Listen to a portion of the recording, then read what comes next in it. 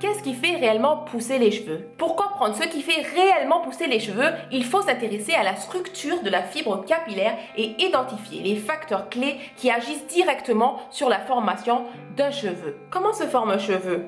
Et c'est quoi exactement un cheveu?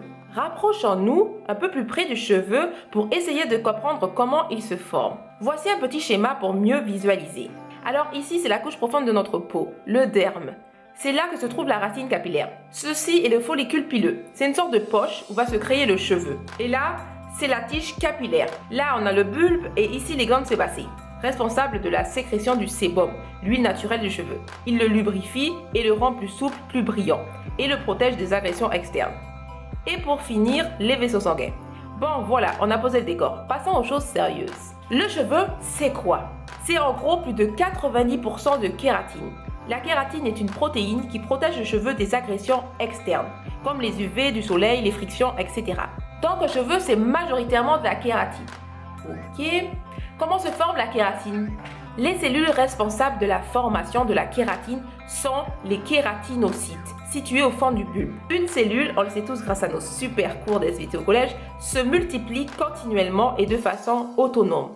Elle fait sa vie en quelque sorte. Ici, les cellules de kératinocytes vont se dédoubler, puis mourir, devenir rigides.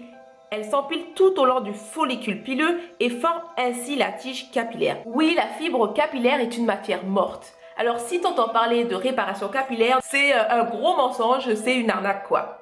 De la même façon qu'il n'est pas possible de réparer un ongle qui est au bord de la casse, il n'est pas possible de réparer un cheveu, car l'ongle et le cheveu sont faits tous les deux de kératine. Retournons vers le bulbe. Il est nourri par les vaisseaux sanguins. C'est là que tout se passe réellement. Les cellules de kératinocytes vont se multiplier grâce à l'oxygène et aux éléments nutritifs et sels minéraux amenés par nos sympathiques vaisseaux sanguins. Et ces mêmes éléments nutritifs sont fabriqués par notre corps ou bien arrivent de l'extérieur via notre alimentation. Et oui, c'est une histoire d'alimentation. En même temps, c'est la base de la vie, manger et boire. Il se trouve que c'est le moteur de pas mal de choses pour le bon fonctionnement de notre corps. Après, tu peux manger de façon catastrophique et avoir de beaux cheveux. Il y a toujours des exceptions. Mais majoritairement, manger sainement et surtout varié et boire aussi va avoir un impact important et positif dans la santé de ton cheveu. Et au passage, va avoir un impact sur ta santé en général, qui j'espère est plus importante que la santé de tes cheveux. En conclusion, on a vu que le cheveu est essentiellement de la kératine. La kératine qui est une protéine, un regroupement d'acides aminés. Donc en toute logique, en ingérant des aliments riches en acides aminés, mais pas que. Il faut aussi des vitamines B, du zinc, du fer, du soufre. L'on peut améliorer la formation de la kératine. Donc, pour favoriser la pousse du cheveu, en premier lieu, il te faut avoir une alimentation riche en éléments nutritifs correspondant aux besoins du cheveu. Voilà, à très vite dans une prochaine vidéo et je te dis bye bye.